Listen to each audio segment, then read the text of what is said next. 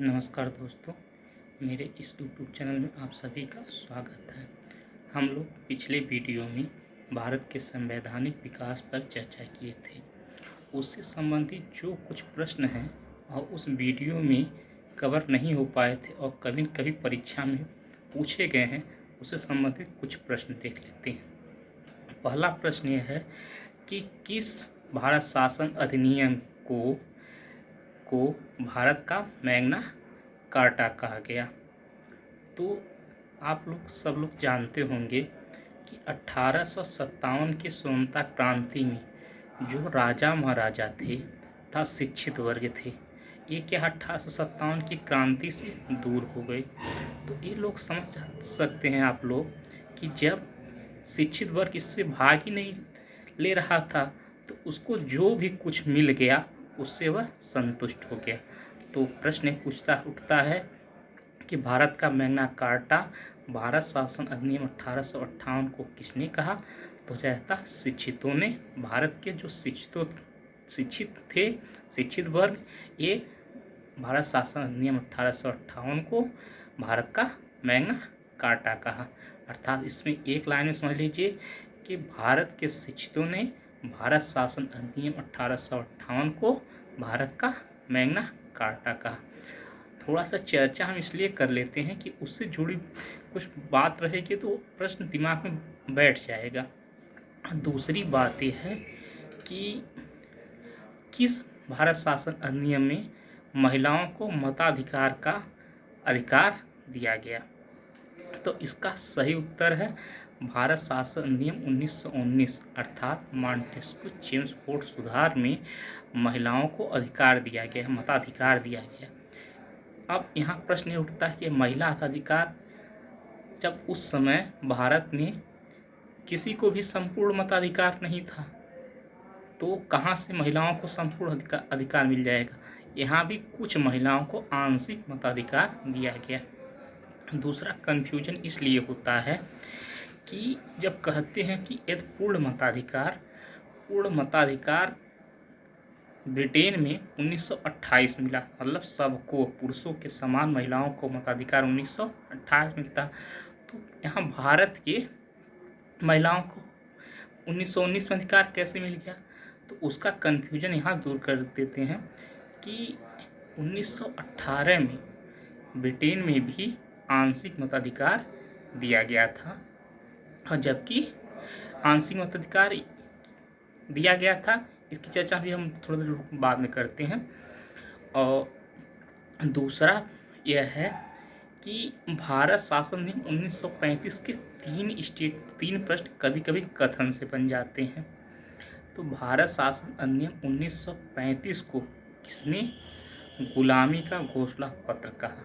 तो इसका उत्तर हो जाता है पंडित जवाहरलाल नेहरू जी ने भारत शासन अधिनियम 1935 को गुलामी का घोषणा पत्र कहा।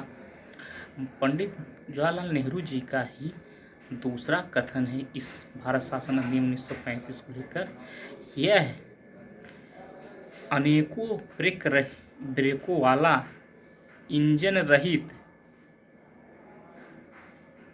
कहते हैं कानून है। अर्थात यह ऐसा कानून है जिसमें ब्रेक तो अनेक हैं लेकिन इंजन नहीं है। इसे मोहम्मद अली जिन्ना ने, इस भारत शासन 1935 को मोहम्मद अली जिन्ना ने इसे सड़ा हुआ बताया है। ये ध्यान रखिए कि सड़ा वर्ड मिलता है तो सीधे मोहम्मद अली जिन्ना को लगा दीजिएगा। दूसरे एक अन्य कथन पे आता है कि भारत शासन अधिनियम को किसने खोखला बताया। भारत शासन अधिनियम 1935 को मदन मोहन मालवीय जी ने इसे खोखला बताया। और दूसरा प्रश्न यह उठता है कि किस भारत शासन अधिनियम में बर्मा को और सिंध को अलग किया गया था।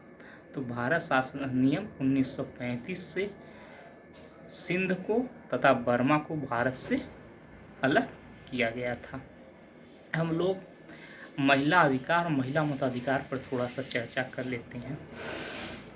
जैसे यदि आप राजनीति के विचार में ही जाए कि राजनीति की जहाँ शुरुआत होती है आप देखिए, एक गुरु परंपरा का शिष्य चलता है। गुरु परंपरा का शिष्य सबसे पहले विचारक, मतलब बुद्धिमानों का देश जिसे कहा जाता है यूनान। यूनान में पैदा होते हैं सुकरात। सुकरात के शिष्य प्लेटो, प्लेटो के शिष्य अरस्तु, अरस्तु के शिष्य सिकंदर महान।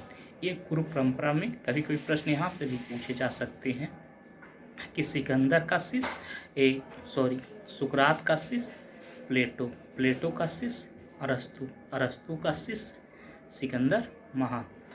तब जब पहली बार राजनीति की बात प्लेटो करना शुरू करता है तो प्लेटो एक आदर्शवादी विचारक था। आदर्शवादी विचारक था क्योंकि वह सब कुछ को आदर्श देखता था, क्योंकि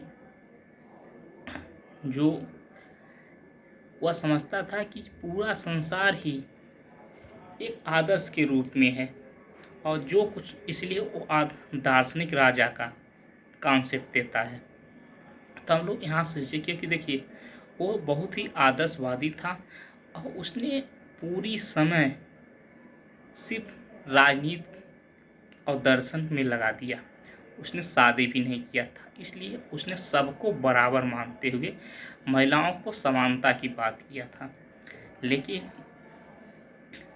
लेकिन जब अरस्तु आते हैं, अरस्तु अपनी शादी करते हैं एक राज परिवार की महिला से। तो जब राज परिवार की महिला से करते हैं तो उन्हें कहीं न कहीं बंधने और उनसे थोड़ा सा ज़्यादा समता नज़र आती है। तो उन्हें जो, अब सामान्य शब्दों आप समझ सकते हैं कि जब वो राजा की लड़की से शादी करते हैं तो कहीं न कहीं ये अपने आप को, मतलब एक कह सकते हैं कि अपने आप को कमज़ोर पाए, जिसकी वजह से ये महिलाओं को नागरिक मानने से ही इनकार कर दिया। जैसे दो कॉन्सेप्ट होते हैं, एक प्रजा होता है, एक नागरिक होते हैं। नागरिक को अधिकार होते हैं, प्रजा के अधिकार नहीं होते। तो अरस्तु ने महिला, दास और विदेशियों को किसी देश का नागरिक मानने से इनकार कर दिया। और अरस्तु कहते थे कि महिलाओं का स्थान उनके घर के अंदर चार दीवारी के भीतर होना चाहिए। तो ये परंपरा जो उन दोनों विचारकों ने आई, ये पूरे प्राचीन काल तथा मध्यकाल में भी ऐसी चलती रही।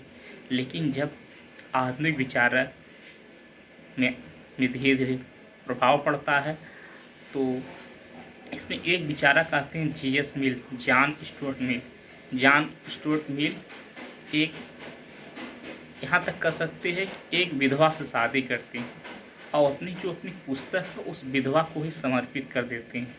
यहाँ तक कि उस महिला के समर्थन में कहते हैं कि अपनी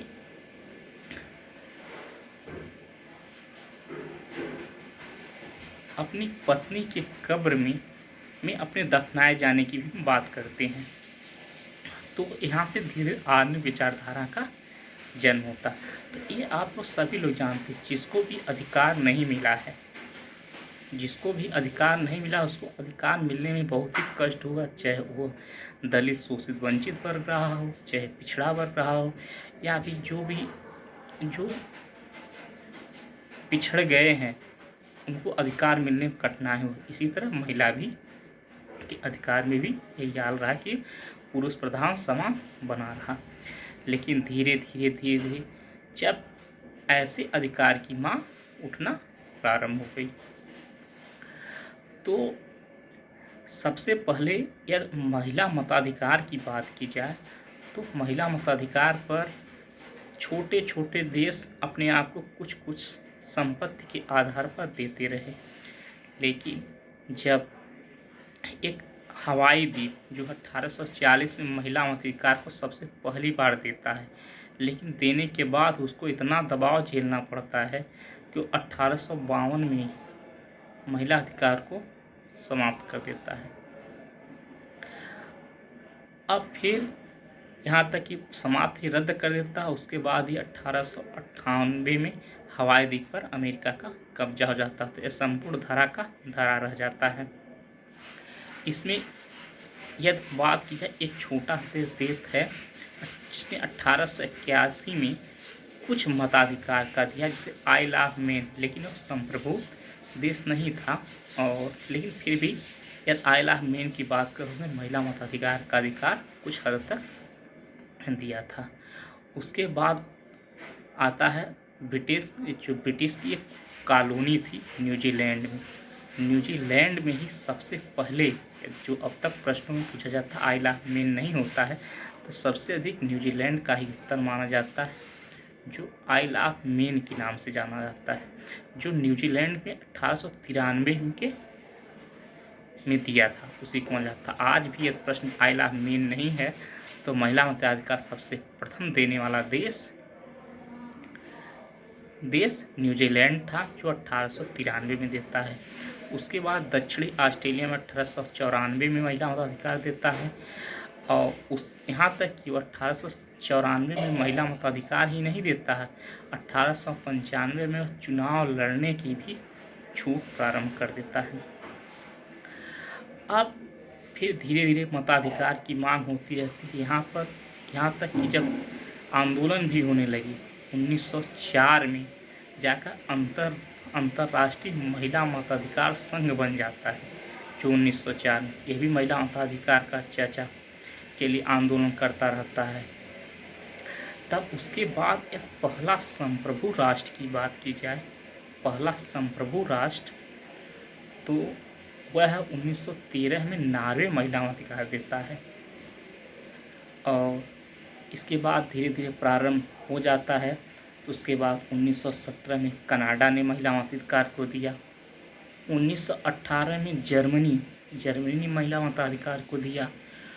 और 1918 में ही अजरबैजान पहली ऐसी मुस्लिम कंट्री थी जिसने महिलाओं को मताधिकार दिया। और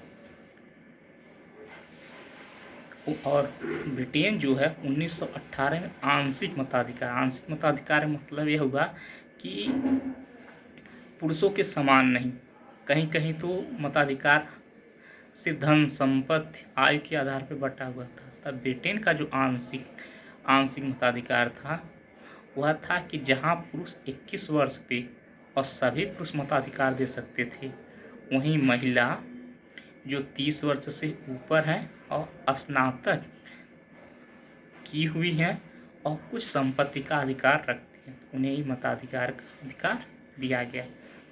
फिर 1920 में विश्व का सबसे पहला लोकतंत्र माने जाने वाला, लोकतंत्र का आदर्श माने जाने वाला अमेरिका भी महिलाओं को मताधिकार 1920 में देता है, जबकि उसकी स्वतंत्रता 1776 ईस्वी में मिली रहती है।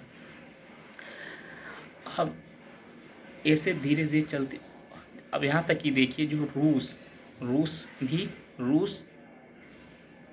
1917 में महिला मताधिकार की बात करता है, लेकिन उसने दबाव में आकर 1917 में रद्द करके फिर पुनः 1918 में महिला मताधिकार दे देता है। और 1928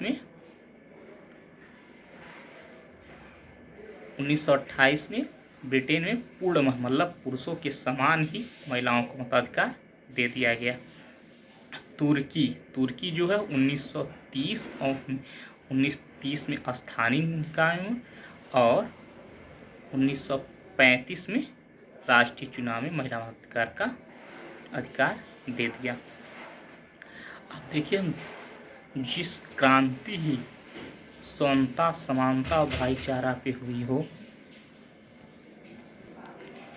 वह देश जो जिसकी जन्म ही समता समानता भाईचारे के नाम पे हुआ हो, अर्थात फ्रांसीसी क्रांति जो 1789 ईस्वी में होती है, उसका नारा ही था कि समता समानता भाईचारा अर्थात बंधुता। लेकिन उसने भी महिलाओं को मताधिकार देखिए वो नहीं दिया था। उसने 1944 में जाकर सबको महिला मताधिकार का दिया, जबकि जो फर्स्ट वर्ल्ड वार के बाद धीरे धीरे यूरोपीय देशों ने महिला मताधिकार को देना प्रारंभ कर दिया। अब इसी प्रकार देखिए कि आज भी कहीं भी बात की जाए कि महिला मताधिकार अर्थात महिलाओं के जो नागरिक अधिकार हैं, राजनीतिक अधिकार हैं, सामाजिक अधिकार हैं, कहीं न कहीं अभी भी वो पुरानी मानसिकता का शिकार हुई हैं। यहाँ तक कि यदि भारतीय राजनीति में ही देखें कि अभी उत्तर प्रदेश की जो विधानसभा है, इसमें हाल ही में एक दिन सिर्फ ऐसा सदन चला है जिसमें सिर्फ महिलाओं को ही बोलने का अवसर दिया गया है।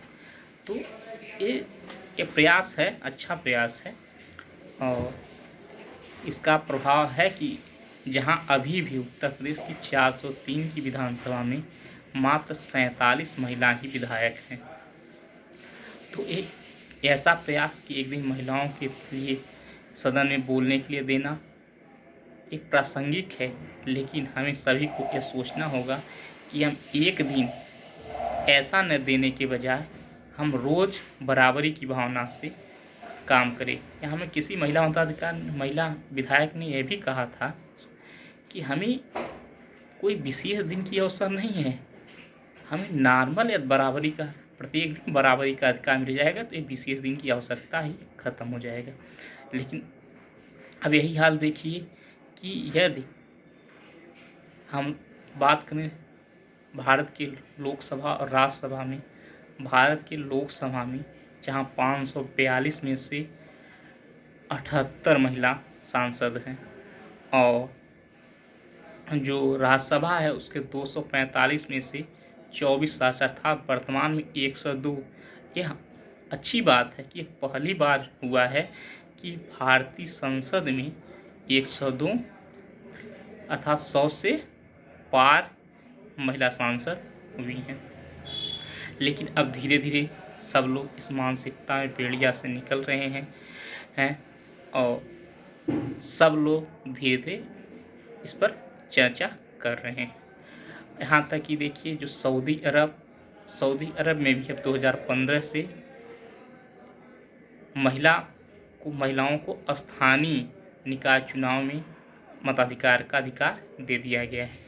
अब धीरे धीरे मुद्दाएं अभी भी हर धर्म में बने हुए हैं, जैसे भी हाल ही में जो तुर्की है यहाँ पर हिजाब को लेकर या किसी लेकर, लेकिन हम सभी को सिर्फ महिला मताधिकार और महिलाओं को अधिकार, महिलाओं को सम्मान की ही बात करनी चाहिए और किसी राजनीतिक धर्म से प्रेरित नहीं होना चाहिए। धन्यवाद मित्रों।